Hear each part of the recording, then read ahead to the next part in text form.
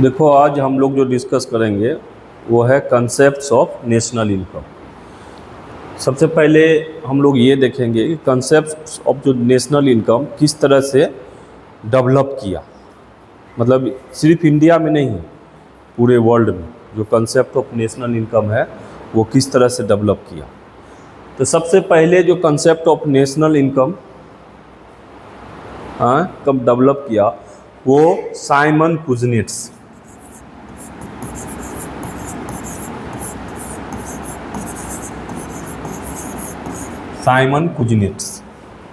ये Simon Kuznets जो है, इनका जो पीरियड है वो 1901 से लेके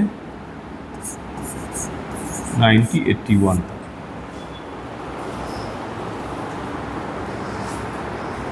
नहीं, 85।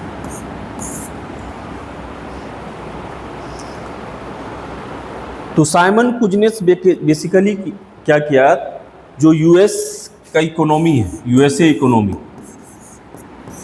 इसने क्या किया कि रिलेशनशिप डिटरमिन किया किसके बीच, national income aggregate, national income aggregate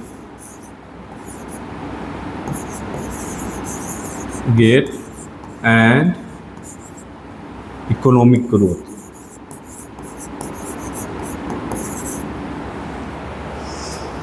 ठीक है, तो ये इसने क्या किया, जो कंसेप्ट ऑफ नेशनल इनकम इन्होंने जो डेवलप किया, वो क्या देखने के लिए, सबसे पहले ये देखने के लिए कि भाई नेशनल इनकम एग्रीगेट में और जो है इकोनॉमिक ग्रोथ में क्या रिलेशन है।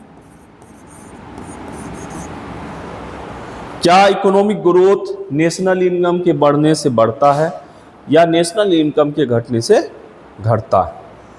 तो इसी कंसेप्ट को लेकर के इसी कंसेप्ट को लेकर के और इसमें जो है उसने इसका एम्पिरिकल स्टडी किया, और इसी एम्पिरिकल स्टडी के बेसिस पे 1971 में साइमन कुजनेट्स को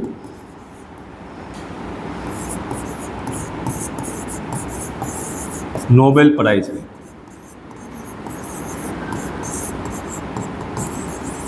कब मिला?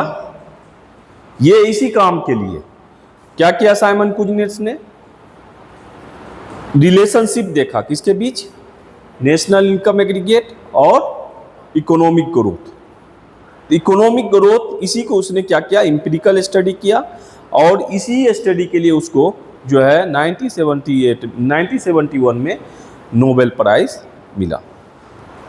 दूसरा जो है इसी फील्ड में दूसरा जो है स्टडी जिसने किया, वो उसका नाम है रिचर्ड स्टोन।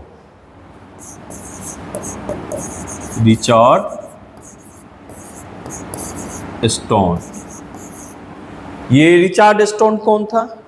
ये जो रिचर्ड स्टोन है, he is basically research assistant of, he was research assistant of John Maynard Keynes।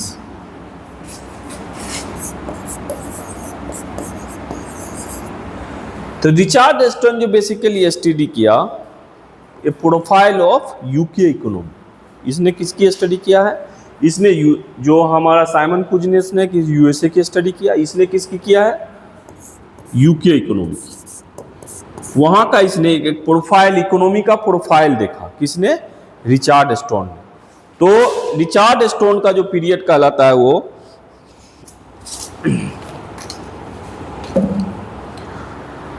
1913 to 1991, इस पीरियड में इसने जो है ये ए प्रोफाइल ऑफ यूके इकोनॉमी, इसने जो दिया ए प्रोफाइल ऑफ यूके इकोनॉमी, कि यूके इकोनॉमी के जो इनकम का क्या प्रोफाइल है, उसकी स्टडी ने रिचर्ड स्टोन किया।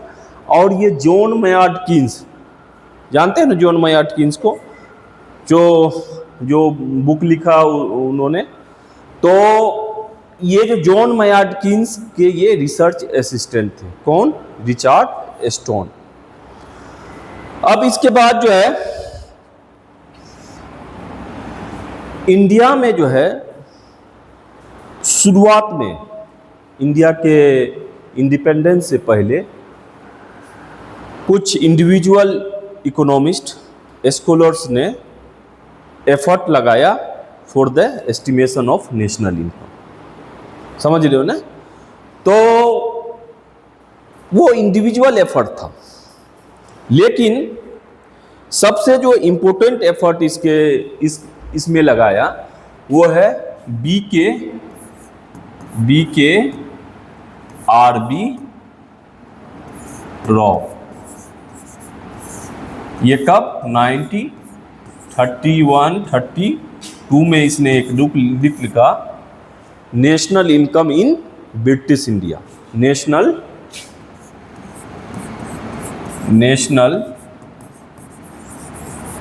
इनकम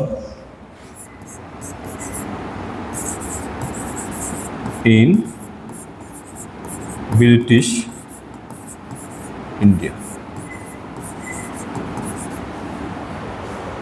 तो national income in British India में इसने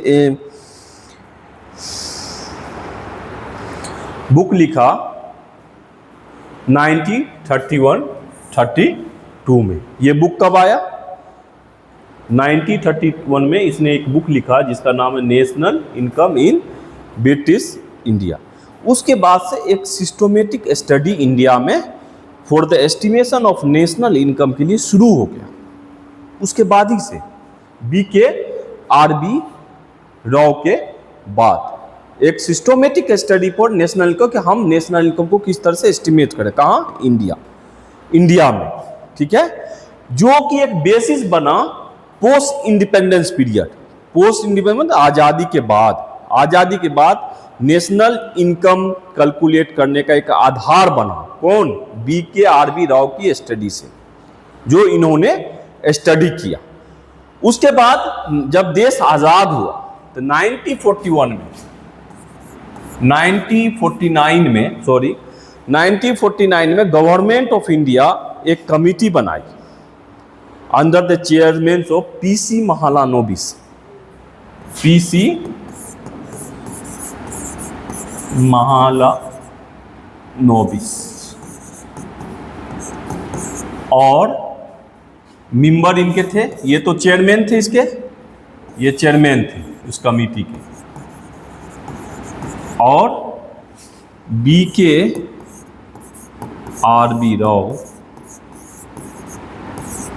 and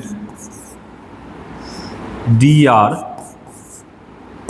Gadgil. He was they were members. ये दोनों जो थे वो क्या थे? ये चेयरमैन थे। और BKRB राव को 1949 में जब एक कमिटी बना for the estimation of national income in India, तो उसके लिए PC महालानोबिस को चेयरमैन बनाया गया और BKRB राव और DR गैडगिल को क्या बनाया गया? उसका मेंबर बनाया गया।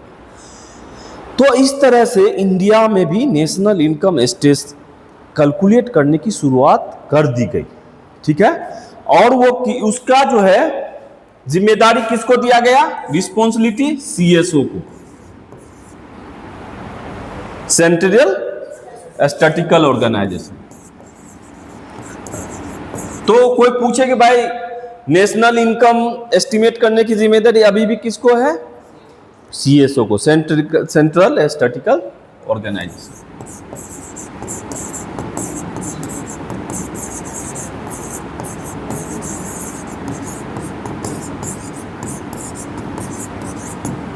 तो इंडिया में जो है ये CSO को रिस्पॉन्सिबिलिटी मिली कि आप जो है इन्हीं को मतलब जिम्मेदारी है कि ये नेशनल इनकम एस्टिमेशन के डेटा अगर आपको चाहिए तो यही CSO से मिलेगा।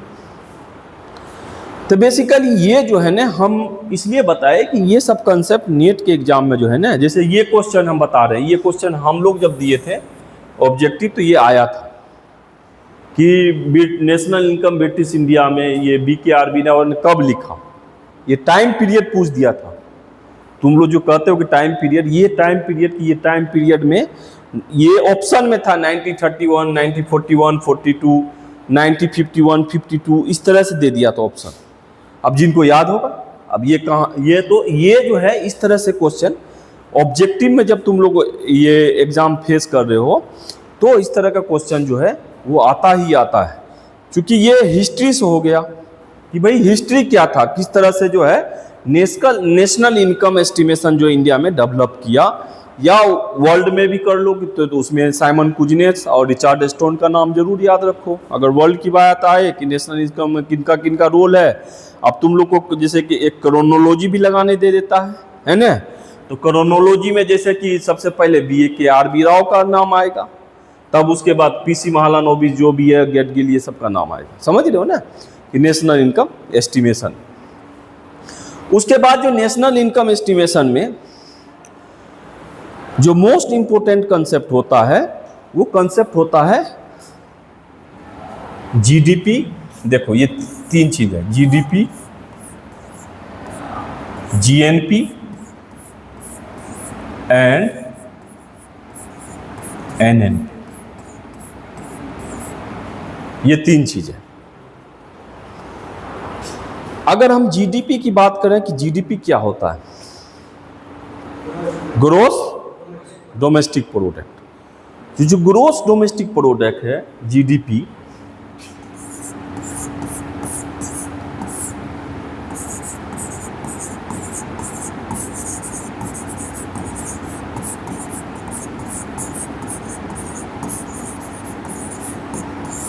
ये जो ग्रोस डोमेस्टिक प्रोडक्ट है, अगर होता क्या है कि देखो अब तुम लोग को एक चीज और चैलेंजेज हो गया। जो लोग अब बिहार में जो असिस्टेंट प्रोफेसर की बहाली होगी, तो अगर उस हिसाब से जब तुम लोग सोचोगे कि भाई हम कैसे लिखें भाई, क्योंकि उसमें जो क्वेश्चन वो पूछ रहा है एक सेंटेंस में 50 वर्ड में, समझ रहे हो ना। उसके बाद जो है 2-4 लाइन में, अब वर्ड जितना भी हो जाए वर्ड्स, उसके अलावा जो है क्या कहते हैं कि भाई आप एक पैराग्राफ में। तो मान लिया जाए कि अब यहाँ पे टेक्निक आ जाता है ये कि लिखने का, तो लिखने का हर चीज को जो पहले नेट का जो पहले रिटेन होता था, समझ लो 2000 दिसंबर 11 के बाद उसको खत्म कर दिया गया। तो जो रिटेन होता था वो भी उसी पैटर्न पे था। 20 क्वेश्चन जो शुरू का होता था, वो 20 क्वेश्चन जो क्या होता था कि उसमें वो 50-50 वर्ड में लिखना होता था, फिर 200 से 300 वर्ड में, फिर उसके बाद ऐसे राइटिंग जो वो 500 या 1000 वर्ड में, इस तरह से क्वेश्चन पूछे जाते थे। वही पैटर्न को जो अभी जो असिस्टेंट प्रोफेसर बिहार में बहाली होने जा रहा है, उसी पैटर्न को मोटा मोटी उन लोगों ने अडॉप्ट किया है। तो जाहिर सी बात है, तुमको जवाब एक लाइन में देना है, 50 वर्ड में देना है, तो ऐसे हालात में तुमको एग्जैक्ट आंसर लिखना होगा अगर उसको क्वालिफाई करना है तो, ठीक है ना।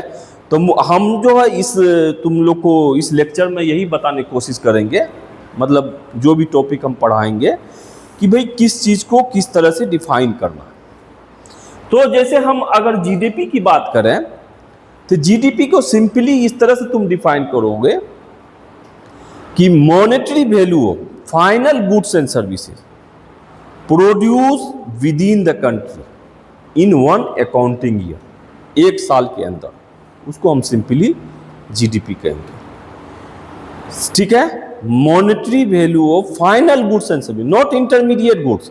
इंटरमीडिएट गुड्स जो होता है वो हेल्प करता है प्रोडक्शन में, वो हम लोग नेशनल इनकम में काउंट नहीं करते उसको, ठीक है। तो जो GDP है ये हमारा, इसमें हम लोग कहेंगे monetary value of final goods and services produce in a country in 1 accounting year is called GDP। बस हो गया। बस देश के अंदर जो भी चीज 1 साल के अंदर प्रोड्यूस किया जाता है उसे हम जीडीपी कहते हैं, और वो मॉनेटरी मुद्रा के टर्म में हो। ठीक है, क्लियर। उसके बाद जो सेकेंड कंसेप्ट है वो जीएनपी है। ठीक है, अब पूछता है कि भाई जीएनपी क्या होता है? Gross national product.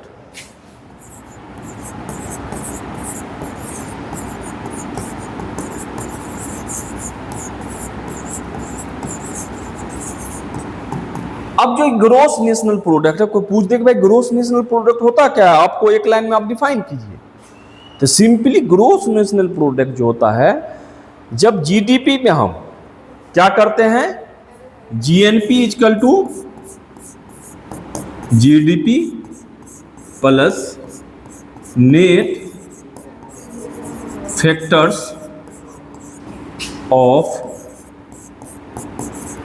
Income from abroad. जब इसको हम ऐड कर देते हैं किसमें, जीडीपी में, सिंपली। अब net factors of income abroad क्या होता है?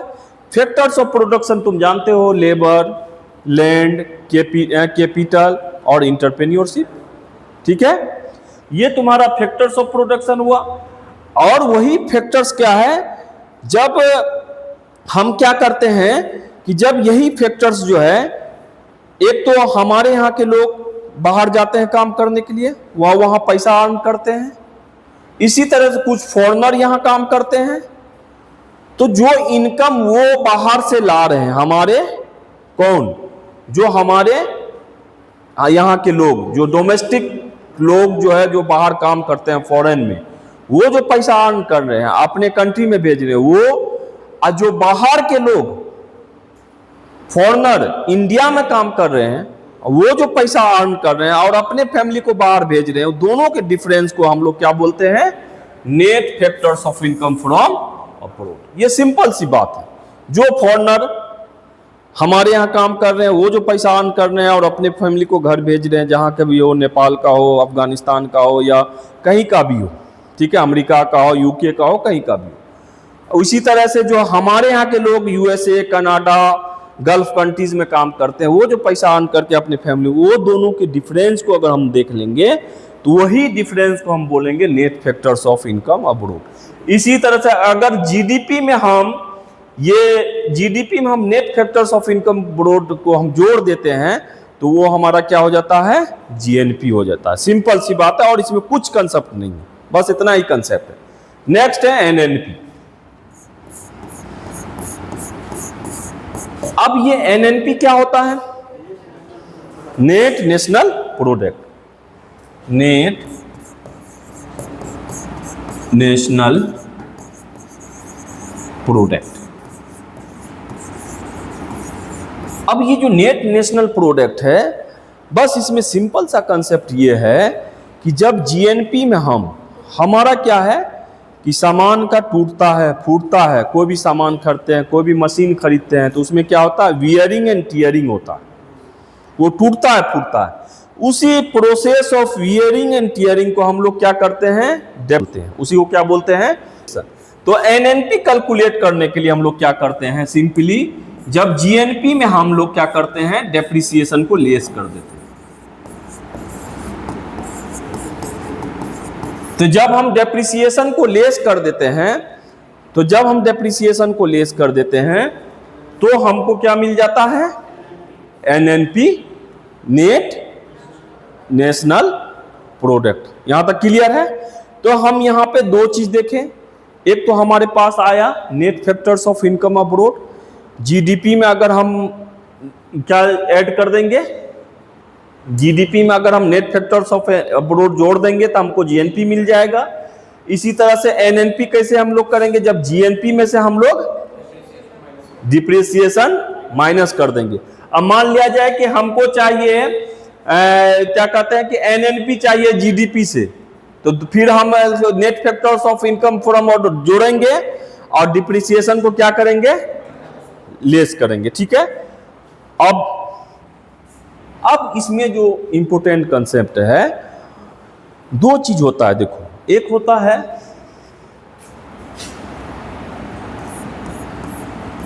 नॉमिनल इनकम,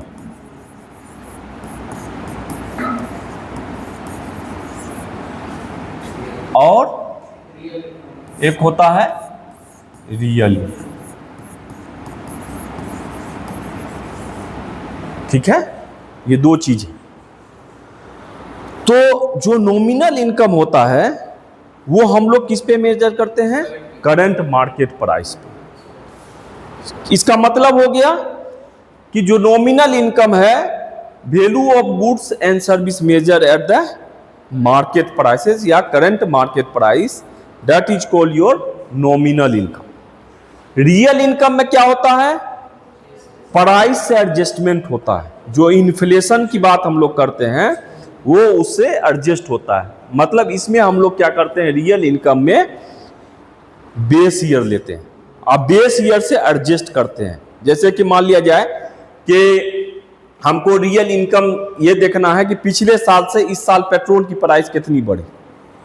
ठीक है, तो हम इन्फ्लेशन एडजस्ट करके, अगर हम इन्फ्लेशन की बात इन्फ्लेशन देते तो हम लोग क्या करते हैं कि जो करंट प्राइस है वो लेते हैं, माइनस प्रीवियस प्राइस हो गया, ठीक है, और डिवाइडेड बाय बेस ईयर या प्रीवियस प्राइस। भाई पिछले साल का ही प्राइस बेस ईयर होगा हमारा यहां पे, और मल्टीप्लाई बाय 100। तो ये हमारा इन्फ्लेशन आ जाएगा इससे कि कितनी प्राइस हमारी बढ़ी। इसी प्राइस को जब हम एडजस्ट कर देते हैं किस में, जो हमारा प्राइस बढ़ रहा है, जब उसको हम बेस ईयर लेकर के एडजस्ट कर देते हैं तो वो हमारा रियल इनकम आ जाता है। ठीक है, इसी में एक और कंसेप्ट है जीएनपी डिफ्लेटर। जानते हो तुम लोग? जीएनपी डिफ्लेटर होता है नॉमिनल जीएनपी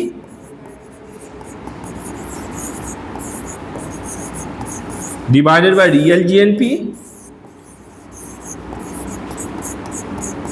और मल्टीप्लाई बाय 100। ये भी कभी कभी पूछ देता है कि जीएनपी डिफ्लेटर होता क्या है। तो simply nominal GNP, real GNP और मल्टीप्लाई बाय 100। क्लियर? अब ये कंसेप्ट होता है market prices.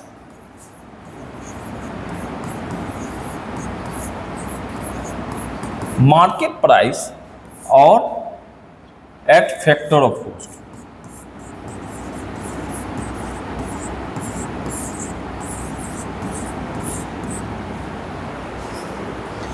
Eight factor of cost, हाँ फैक्टर ऑफ कॉस्ट। अब ये मार्केट प्राइस का मतलब ये हो गया कि जो भी चीज़ हम मार्केट में सेल करते हैं एट द करेंट प्राइस पे, जो भी चीज़ हम मार्केट में, कोई भी goods and service, monetary value of goods and service जब हम सेल करते हैं मार्केट में एट करेंट प्राइस में, तो वो सिंपली है कि मार्केट में कोई चीज़ का मतलब, जैसे ये पेन है 5 रुपये का मार्केट में अवेलेबल है, समझ रहे हो ना? तो 5 रुपया इसकी क्या होगी? मार्केट प्राइस होगी। तो इसमें कोई इफ एंड बट करने की जरूरत है, जो उसे हम market price. Eight factor of cost किसको कहते हैं? एट फैक्टर ऑफ कॉस्ट में क्या करते हैं हम लोग कि फैक्टर ऑफ कॉस्ट में हम उसकी वैल्यू मेजर करते हैं जो हमारा फैक्टर ऑफ प्राइसेस है, फैक्टर ऑफ प्रोडक्शन है। और वो फैक्टर ऑफ प्रोडक्शन क्या है? लेबर, लैंड, इंटरप्रेन्योरशिप और capital.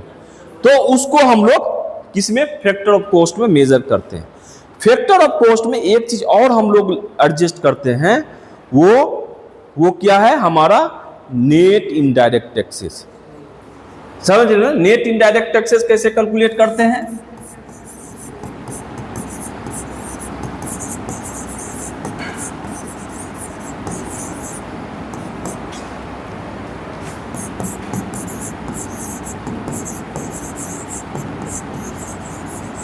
Indirect taxes minus subsidies.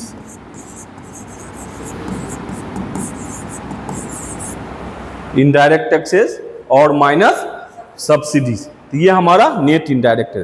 तो फैक्टर ऑफ कॉस्ट में ये भी तुम बोल सकते हो कि फैक्टर ऑफ कॉस्ट उसको हम बोलते हैं जहां पे हम नेट इनडायरेक्ट टैक्स को एक्सक्लूड करते हैं, माइनस करते हैं। समझ रहे हो ना? इसको हम लोग फैक्टर मतलब नेट इनडायरेक्ट टैक्स कर लो, या इनडायरेक्ट टैक्सेस और सब्सिडीज को हम लोग एक्सक्लूड करते हैं। किस में? एट फैक्टर ऑफ कॉस्ट से। और इसमें जो मार्केट प्राइस में है, इसमें जो टैक्सेज है और सब्सिडी ये इंक्लूडेड होता है। यहां पे कंसेप्ट क्लियर हुआ भाई। इसमें जो एट फैक्टर ऑफ कॉस्ट में क्या होता है कि हम नेट इनडायरेक्ट टैक्सेस को या डायरेक्ट इनडायरेक्ट टैक्सेज और प्लस सब्सिडीज को हम लोग क्या सब्सिडीज को हम लोग इंक्लूडेड होता है उसमें, लेकिन एक्सक्लूडेड होता है, और इसमें मार्केट प्राइस में इंक्लूडेड होता है। ठीक है, तो ये जो हम लोग जो जीएनपी मेजर करते हैं, जैसे जीएनपी या जीडीपी या एनएनपी, ये तीन चीजें हमारे पास जो हम ऑलरेडी डिस्कस तुम लोगों से कर चुके हैं कि तीन कंसेप्ट होता है जीडीपी। तो जीडीपी एक तो ये हो गया कि हम लोग लिखते हैं जीडीपी एट मार्केट प्राइस, इस तरह से लिखते हैं, जानते हो ना। इसी तरह से ये जीएनपी एट मार्केट प्राइस लिखते हैं। इस तरह से हम एनएनपी एट मार्केट प्राइस लिखते हैं। इसी तरह से हम लोग क्या करते हैं, जीडीपी और जीएनपी एनएनपी, इसको हम ये भी लिखते हैं factor of cost, factor of cost.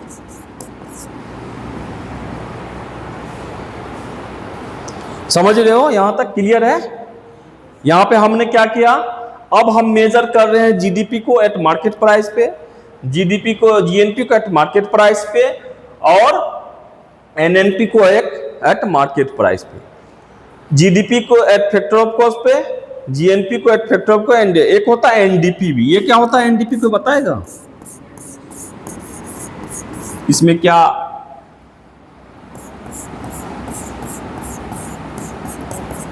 इसमें क्या लेस होके एनडीपी बनेगा। एनएनपी में जैसे जीएनपी में हम लोग क्या करेंगे, डेप्रिसिएशन हटा देंगे तो एनडीपी मिल जाएगा। समझ, net factor of income abroad जो है वो अभी इसमें नहीं है, मतलब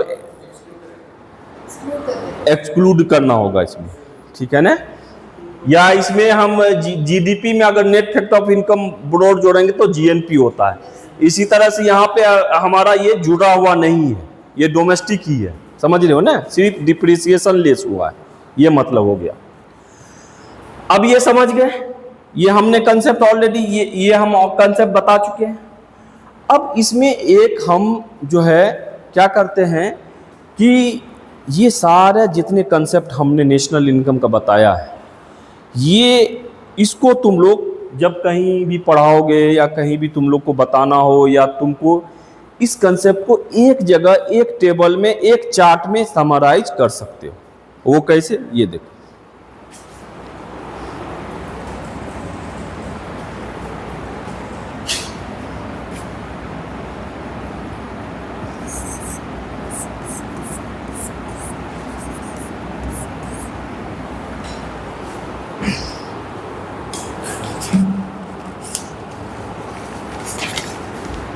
जीएनपी एट मार्केट प्राइस, ठीक है।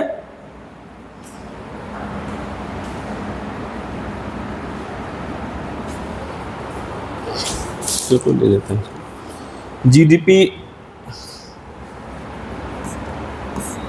NNP at market price,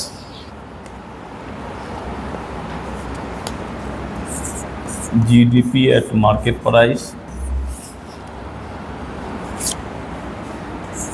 GNP at factor of cost.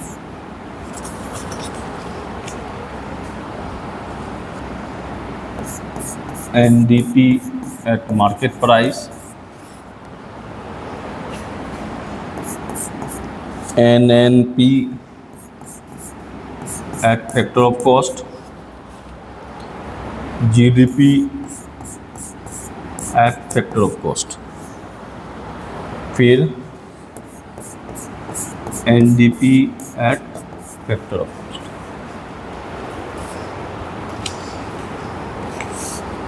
अब ये हमने चार्ट एक तरह से तैयार कर लिया। अब इसमें हम लोग को ये चीज़ देखना है कि इसमें क्या हम लोग हम एक दूसरे के रिलेशनशिप यहाँ पे ड्राइव करने कि एक दूसरे से क्या क्या रिलेशनशिप है। जैसे हम ये कहेंगे कि इनसे इनका क्या है, बताओ, इसमें क्या जोड़ेंगे या घटाएंगे, बताओ। Net factor of income from abroad, इसमें अगर हम जोड़ देते हैं या इसमें लेस कर देते हैं ना, net factor of income from abroad, ठीक है, क्लियर। अब इससे क्या होगा,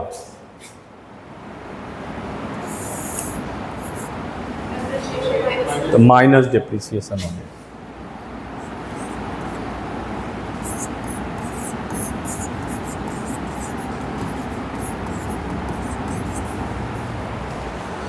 इसमें क्या होगा,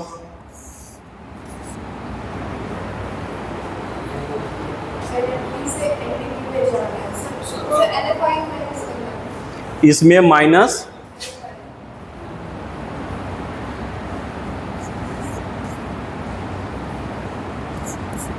net factor of income from abroad,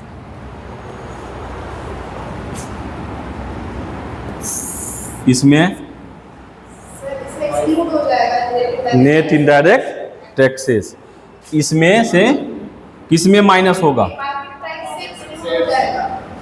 इससे हट जाएगा, है ना, माइनस नेट इनडायरेक्ट टैक्सेस। अब इनसे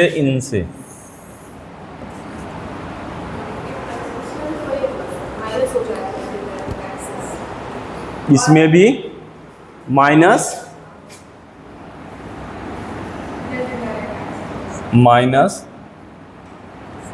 नेट इनडायरेक्ट टैक्सेस, इसमें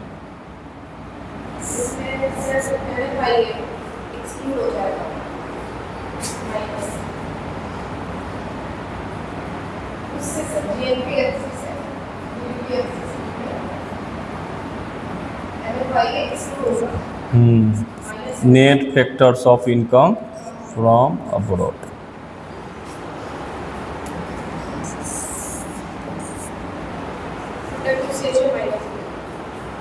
इसमें माइनस डेप्रिसिएशन, है ना,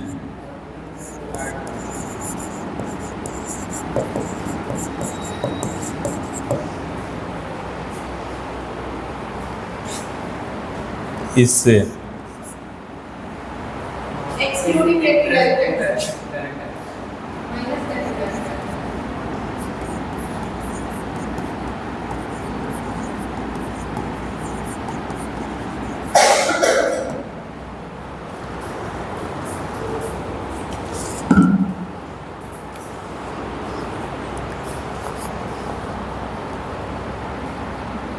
अब इससे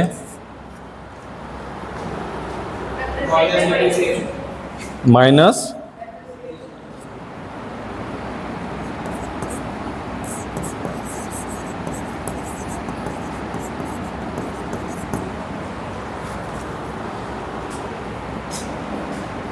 इससे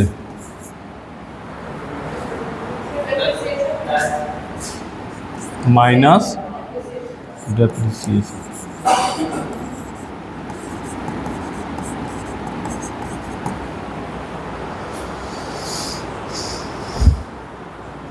इससे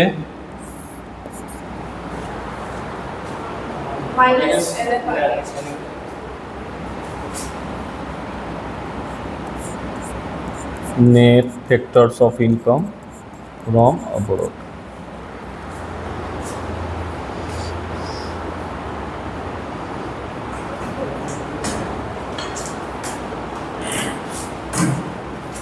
और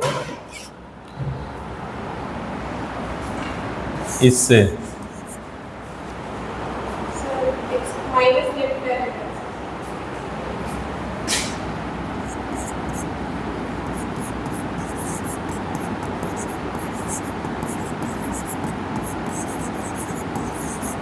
तो ये जो हमारा various concepts of national income. तो जितने कंसेप्ट हमने अब तक बताए उसको हम लोग ने क्या किया, यहाँ पे समराइज कर दिया। जितने भी कंसेप्ट थे नेशनल इनकम के हमने यहाँ पे एक चार्ट में बता दिया कि भाई जो है हम किस तरह से नेशनल इनकम के हर एक पैरामीटर्स को GNP, GDP, NNP, factor of cost, market price को हम लोग डिफाइन कर सकते हैं। यहाँ तक क्लियर है। अब जो नेक्स्ट इंपॉर्टेंट कंसेप्ट है मेजरमेंट ऑफ नेशनल इनकम।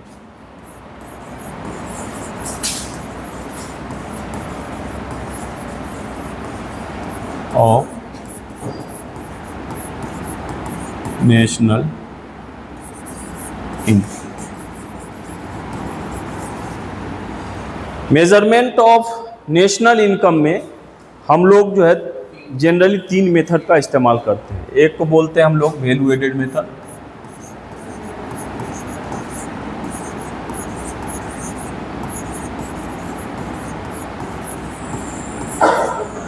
दूसरा है एक्सपेंडिचर मेथड,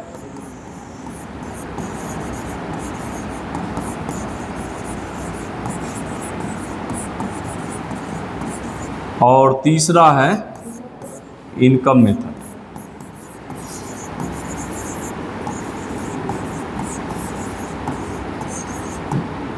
ठीक है, तो एक एक करके हम लोग डिस्कस करेंगे कि ये वैल्यू एडेड मेथड होता क्या है। First, value added method.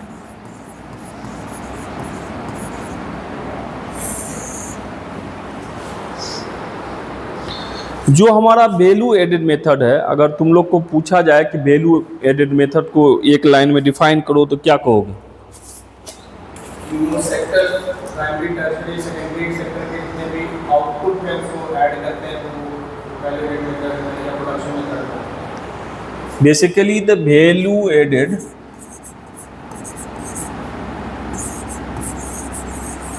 Method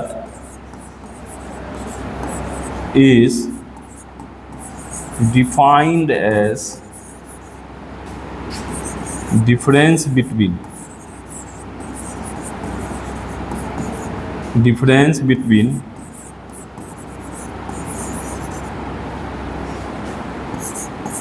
value of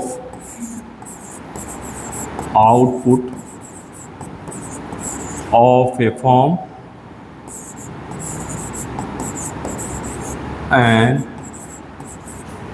value of input bought from other firm।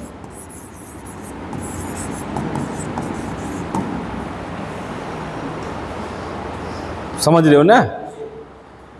हम लोग क्या कहते हैं, वैल्यू एडेड का मतलब ही यही हो गया कि जो भी गुड्स एंड सर्विसेज, जो भी गुड्स हम लोग प्रोड्यूस कर रहे हैं वो कई स्टेज से गुजर रहा है, डिफरेंट स्टेजेस से। तो डिफरेंट स्टेजेस से हम लोग क्या करते हैं, जब हम डिफरेंट स्टेजेस से गुजरते हैं तो एक फाइनल आउटपुट पाते हैं। और जब हम फाइनल आउटपुट पाते हैं, जैसे ये कॉपी है या पेन है, तो ये difference stages, raw material purchase किया होगा और डिफरेंस स्टेजेस से गुजरा होगा, लेबर का पैसा दिया होगा, मटेरियल का पैसा दिया होगा, वो डिफरेंस स्टेजेस से गुजरा होगा, फिर जाके ये पेन बना और इसकी जो भी कीमत 50, 60, 100 रुपये रखी गई हो, ये फाइनल आउटपुट हो गया। लेकिन उस स्टेज से गुजरने से पहले the bought input from other form, उसको हम लेस करेंगे। और जब तक हम ये लेस नहीं करेंगे कि इनपुट जो लाया गया है, तब तक हमको जो है रियल जो है बेनिफिट पता नहीं चलेगा प्रॉफिट का। भाई कोई भी प्रॉफिट कोई कमाता है तो भाई रॉ मटेरियल का पैसा, जो लेबर लग रहा है, हर कॉस्ट को जोड़ता है वो। डिफरेंट कॉस्ट जो फैक्टर ऑफ प्रोडक्शन है उसको देख लो, रेंट देता है उसका कॉस्ट। कैपिटल पे इंटरेस्ट देता है उसका कॉस्ट, जो मैनेजर रखता है उसको पैसा देता है उसका कॉस्ट, लेबर रखता है उसका कॉस्ट, वो सब कॉस्ट जोड़कर फिर प्रॉफिट की बात करता है फाइनल स्टेज में। तो ये जो वैल्यू ऑफ आउटपुट है, तुम इस तरह से ये समझ सकते हो कि मान लिया जाए कि एक बेकरी वाला है और वो बिस्किट बनाना चाहता है, तो बिस्किट बनाने से पहले वो क्या करेगा, गेहूं खरीदेगा। आम भाषा में समझो, पहले वो गेहूं खरीदेगा। मान लिया जाए उसने 1 रुपया में मान लिया उसने गेहूं खरीदा, हम मान लेते हैं कि 1 रुपया में उसने गेहूं खरीदा, और उसको फिर उसने कोई मिल में गया, फिर उसको जो है आटा चक्की पे गया, आटा चक्की उसको आटा में कन्वर्ट किया, मान लिया उसमें 50 पैसे कोर्स आया। तो फिर उसके बाद क्या हुआ, वो आटा बना करके फिर उसको बिस्किट में कन्वर्ट किया, तो फिर मान लिया 50 पैसा और कॉस्ट आया, समझ रहे हो ना। फिर बिस्किट्स जब बन गया वो, तो बिस्किट फिर पहले किसको देगा, होलसेलर को देगा, ठीक है। फिर मान लिया उसमें भी ट्रांसपोर्टेशन कॉस्ट, ले जाने हो जाने का 50 पैसा और लगा। होलसेलर से फिर रिटेलर के पास जाएगा, फिर 50 पैसा और लगा, ठीक है। रिटेलर से फिर कंज्यूमर के पास जाएगा, फिर मान लिया 50 पैसा और कॉस्ट बढ़ा दिया उसने। तो इस तरह देखो डिफरेंट स्टेज पे जो हम फाइनल वैल्यू आउटपुट हम पा रहे हैं वो लगभग 2.5 से 3 रुपया जा रहा है, और डिफरेंट स्टेज पे उसमें वैल्यू ऐड होते चला गया। वही जो वैल्यू 50 पैसा करके ऐड हो रहा है, इसलिए हम इसको वैल्यू एडेड मेथड कहते हैं कि डिफरेंट स्टेज पे वैल्यू ऐड हो रहा है। अब वैल्यू ऐड हो रहा है तो उसका जो कॉस्ट है वो बढ़ता जा रहा है।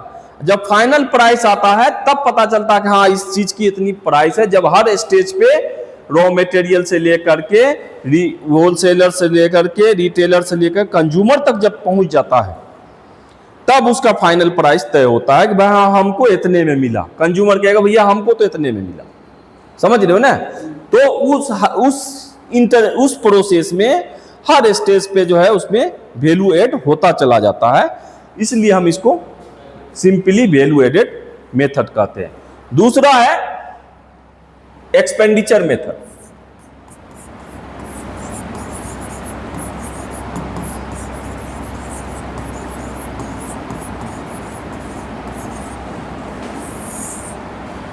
जो एक्सपेंडिचर मेथड है वो सिंपली जो एक्सपेंडिचर मेथड, देखो चाहे वो वैल्यू एडेड मेथड हो, एक्सपेंडिचर मेथड हो या इनकम मेथड हो, जब हम नेशनल इनकम से कैलकुलेट करेंगे तो तीनों मेथड से रिजल्ट सेम आएगा। ऐसा नहीं कि हम जैसे हम लोग मैथमेटिक्स में सोल्व करते हैं ना अलग अलग मेथड से, तो ऐसा थोड़ा कि आंसर अलग आता है, आंसर सेम आएगा कोई भी मेथड से। इसी तरह से अगर हम नेशनल इनकम जब हम कैलकुलेट करते हैं, चाहे हम इनकम मेथड इस्तेमाल करें, एक्सपेंडिचर मेथड इस्तेमाल करें या वैल्यू एडेड मेथड इस्तेमाल करें, जो भी टेक्निक का हम इस्तेमाल करेंगे या मेथड का इस्तेमाल करेंगे, रिजल्ट से होगा।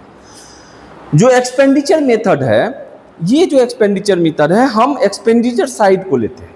और वो एक्सपेंडिचर साइड क्या है, मान लिया हम उसको सिंपली एक इक्वेशन से दिखा सकते हैं, y = c + i + g + xi - m,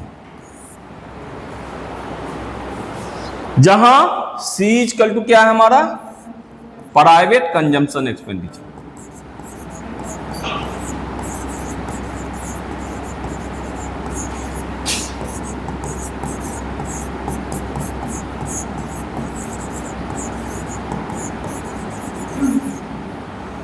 I = क्या है, इन्वेस्टमेंट एक्सपेंडिचर।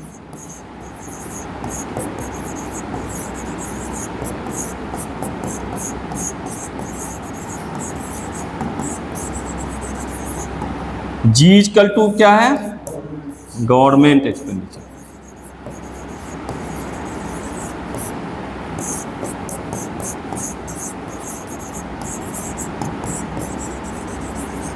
और हमारा X क्या है, एक्सपोर्ट है ना। M क्या है, इंपोर्ट।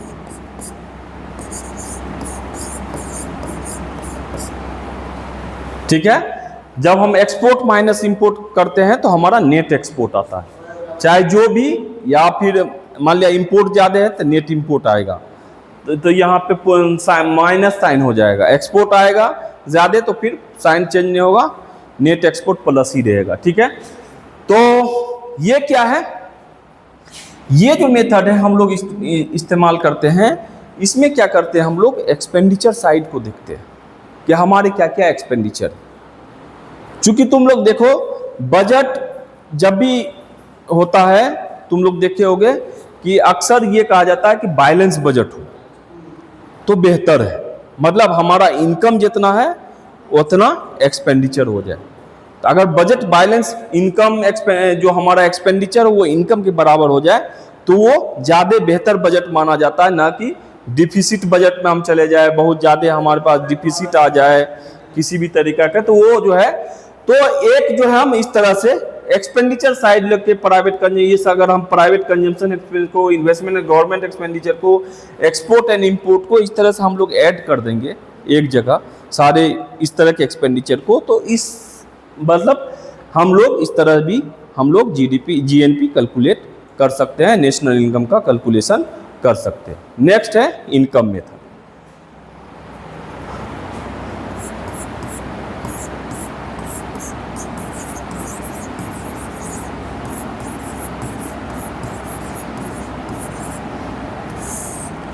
ये जो इनकम मेथड है इसमें हम लोग जनरली क्या लेते हैं, इनकम मेथड में income from part of the factors of production. समझ रहे हो ना, फैक्टर ऑफ प्रोडक्शन क्या है, लेबर हो गया, तो इसमें हम लोग लेते हैं वेजेज एंड सैलरी।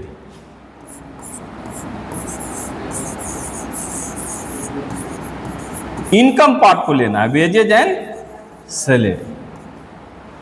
ठीक है, अब जैसे कि मान लिया जाए कि कैपिटल है, तो कैपिटल से जैसे हमारे पास जो है इंटरप्रेन्योरशिप है, तो उसके से क्या मिलेगा, प्रॉफिट। उसको इंटरप्रेन्योर को क्या चाहिए, प्रॉफिट चाहिए। और उसके बाद जो है तीसरा है कैपिटल से क्या चाहिए, इंटरेस्ट। और लैंड से क्या चाहिए, और लास्ट है मिक्स्ड इनकम।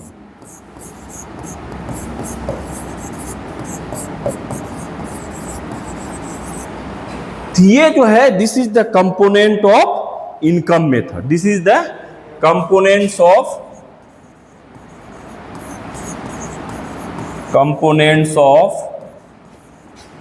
Income method. ये कंपोनेंट है।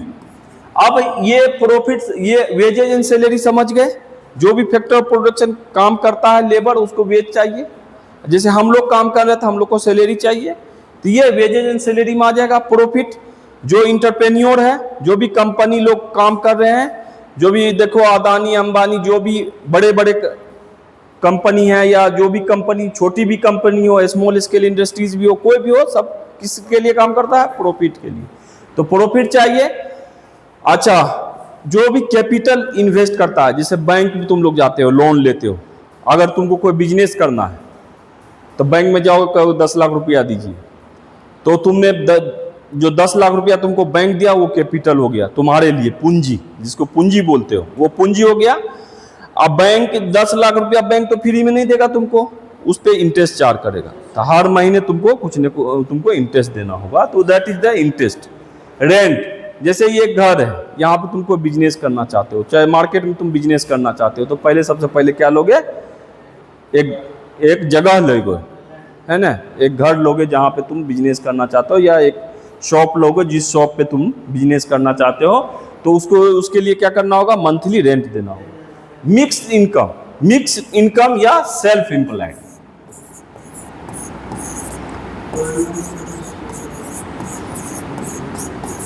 मिक्स इनकम सेल्फ एम्प्लॉयड है ना, लोग को अपना अपना बिजनेस होता है, लोग अपने अपने, मान लिया लोग अपने खेत में काम करते हैं, तो वो लोग कहते हैं कि भाई को तुम क्या करते हो, तो ऐसा थोड़े कि जो टीचर है, जो प्रोफेसर है, या जो आईएएस है, वही सिर्फ इनकम, उन्हीं के इनकम काउंट हो रहा है जीएनपी, नहीं। जो लोग सेल्फ एम्प्लॉयड है, अपना बिजनेस कर रहा है, चाहे वो ठेला लगाया हुआ हो, या चाहे वो अपना उसको शॉप हो, या फिर वो अपना कोई और कंपनी खोले हो, अब और कोई बिजनेस कर रहा हो, समझ रहे हो ना। तो डिफरेंट तरह का जो बिजनेस लोग करते हैं वो जो है उसको बोलते हैं सेल्फ एम्प्लॉयड। वो किसी से कंट्रोल नहीं, वो अपना बिजनेस खुद करता है, अपने हिसाब से करता है, ठीक है। तो ये वो हम इंक्लूड करते हैं कहाँ, मिक्स इनकम में। तो इसी कंपोनेंट को, इसी सारे कंपोनेंट को देखते हुए जब हम नेशनल इनकम कैलकुलेट करेंगे तो हम इसको क्या बोलेंगे, इनकम मेथड करेंगे, ठीक है। यहाँ तक क्लियर है। अब ये है कि जो हमारा नेशनल इनकम है, नेशनल इनकम में हम लोग क्या इंक्लूड करेंगे, क्या एक्सक्लूड करेंगे। तो कोई बता सकता है कि क्या क्या हम लोग नेशनल इनकम में इंक्लूड करते हैं, क्या एक्सक्लूड करते हैं। सर एक्सक्लूड करेंगे जैसे जो ये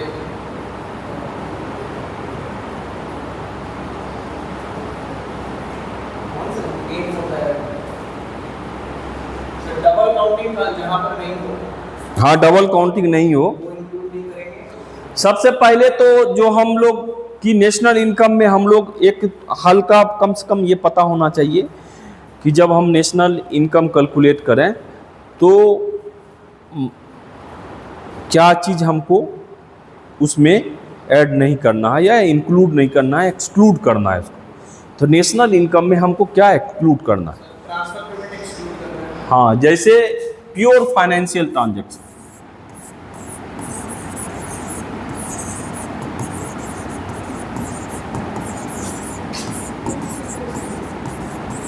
अब ये प्योर फाइनेंशियल ट्रांजैक्शंस क्या होता है, हैं?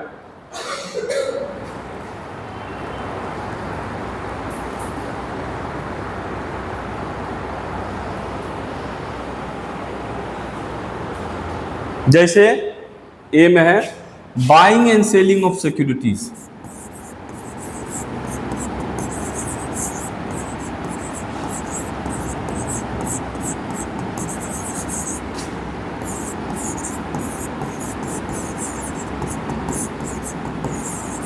देखो होता क्या है कि buying and selling of securities में हम लोग क्यों नहीं इसमें करते हैं, इसमें क्या होता है, बेसिकली ओनरशिप ट्रांसफर होता है, समझ रहे हो ना। इसमें ओनरशिप जाता है, पैसे से उतना कुछ लेना देना नहीं है, ओनरशिप ट्रांसफर हो जाता है। हमारे नाम सिक्योरिटी था, तुम्हारे नाम चला गया, समझ रहे हो ना। ये हो गया। दूसरा है गवर्नमेंट ट्रांसफर ऑफ पेमेंट।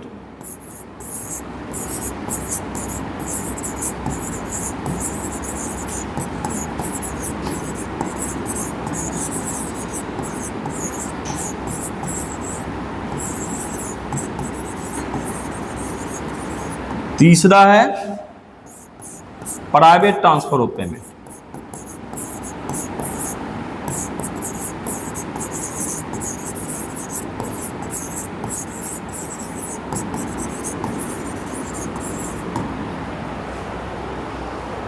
तो ये सब जो चीजें हैं ना, ये चीजें हम लोग क्या करते हैं, गवर्नमेंट ट्रांसफर ऑफ पेमेंट। क्योंकि गवर्नमेंट कोई चीज देता है, पेंशन दे रहा है किसी ओल्ड एज में, या किसी तरह का सब्सिडी दे रहा है, समझ रहे हो ना, उसके बदले कुछ ले नहीं रहा है, कोई गुड्स का ट्रांजैक्शन नहीं हो रहा, इसलिए हम इसको नहीं करेंगे।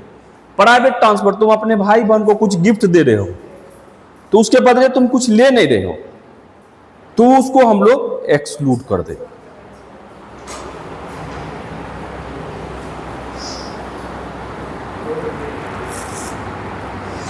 दूसरा है transfer of use goods.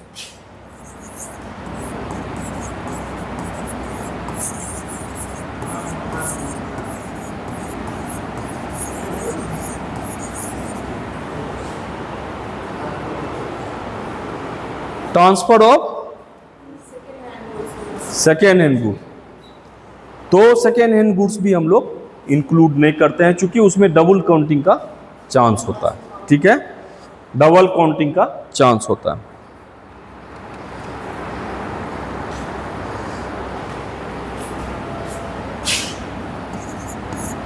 Non market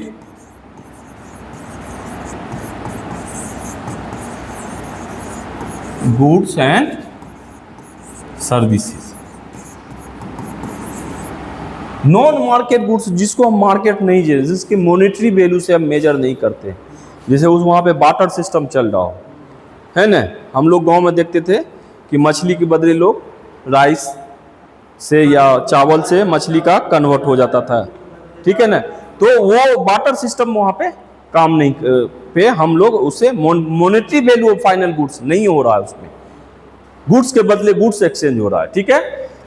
और सर्विसेज में ये होता है कि जैसे तुम अपने घर में अपने भाई बहन को या अपने माँ अपने बेटे को या घर में अपने हस्बैंड को जो खाना बनाती है तो उसका कोई पैसा थोड़ी ले रही है, लाइफ लॉन्ग सर्विस है वो। लेकिन उसका कोई बोलने तो वो चीज़ें जो है हम लोग नेशनल इनकम में मेजर नहीं करेंगे, उसको हम एक्सक्लूड कर देंगे। Illegal activities,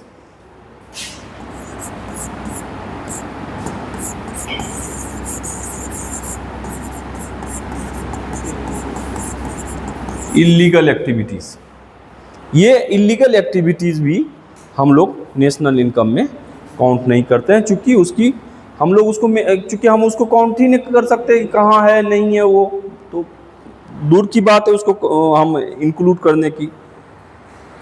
value of laser,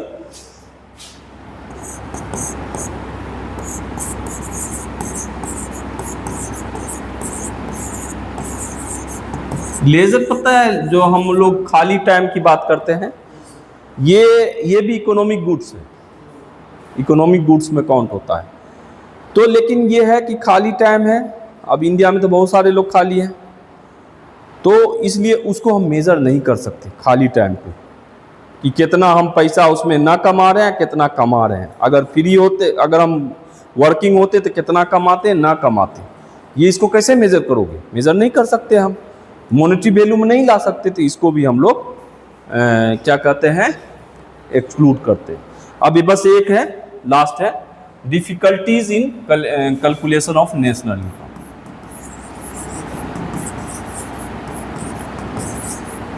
in calculation of national income.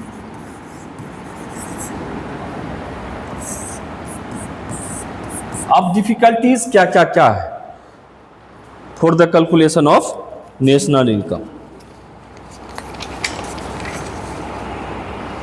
पहला है large non monetised sector. Large non monetised sector, ये जो लार्ज नॉन मोनेटाइज्ड सेक्टर है, एग्रीकल्चर सेक्टर, आप सही वैल्यू कैलकुलेट कर ही नहीं सकते एग्रीकल्चर सेक्टर। आप किसान के पास चाहिएगा, वो सोचेगी कहीं हमको टैक्स नहीं देना पड़े या कुछ इस तरह का, तो वो आपको सही अपने प्रोडक्शन की चीज़ें बता ही नहीं सकते। तो इंडिया में अगर देखोगे तो वास्ट नंबर ऑफ पॉपुलेशन या वास्ट जो हमारा एग्रीकल्चर सेक्टर है वो नॉन मोनेटाइज सेक्टर है। उसको मोनेटाइज जो है उसकी जो मोनेटाइज वैल्यू आसानी से मेजर हम लोग कैलकुलेट नहीं कर सकते। तो ये नॉन मोनेटाइज सेक्टर।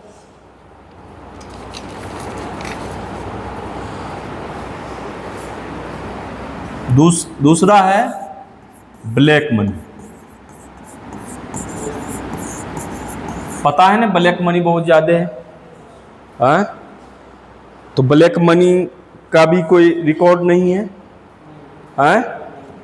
तो ब्लैक मनी की वजह से भी हम लोग नेशनल इनकम को सही से कैलकुलेट नहीं कर सकते हैं, ठीक है। तीसरा है डेप्रिसिएशन एस्टिमेशन। हम लोग डेप्रिसिएशन की बात करते हैं,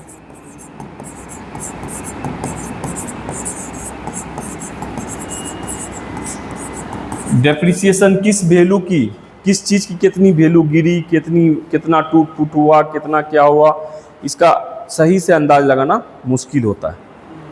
ठीक है, लैक ऑफ रिलायबल डाटा,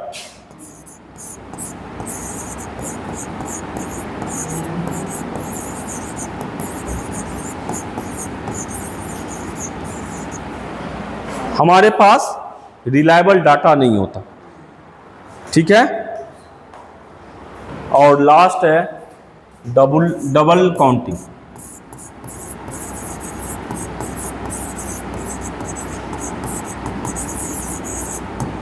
ये कुछ इंपॉर्टेंट हमने दे दिया है कि डिफिकल्टीज क्या है नेशनल इनकम को काउंट करने में। डबल काउंटिंग की जो इंटरमीडिएट गुड्स है, जो डिफरेंट हमने बताया तुम लोगों को, जो वैल्यू एडेड मेथड, तो डिफरेंट स्टेज पे कैलकुलेशन जो है वो गुड्स के डबल काउंटिंग का इंटरमीडिएट, चूंकि एक गुड्स दूसरे गुड्स को प्रोड्यूस करने में हेल्प करता है, तो कोई गुड्स जो है, कोई फाइनल गुड्स है तो कोई दूसरे के लिए क्या हो जाता है, इंटरमीडिएट गुड्स हो जाता है। तो ऐसी सिचुएशन में डबल काउंटिंग के चांस ज़्यादा होते हैं, तो नेशनल इनकम कैलकुलेट करने में डिफिकल्टीज होता है। ये सारा जो कंसेप्ट हमने नेशनल इनकम का बताया, ये सारे कंसेप्ट जो है क्या कहते हैं कि इम्पोर्टेंट है। ठीक है, अब नेक्स्ट क्लास में हम लोग जो है कुछ और बताएंगे। ठीक है।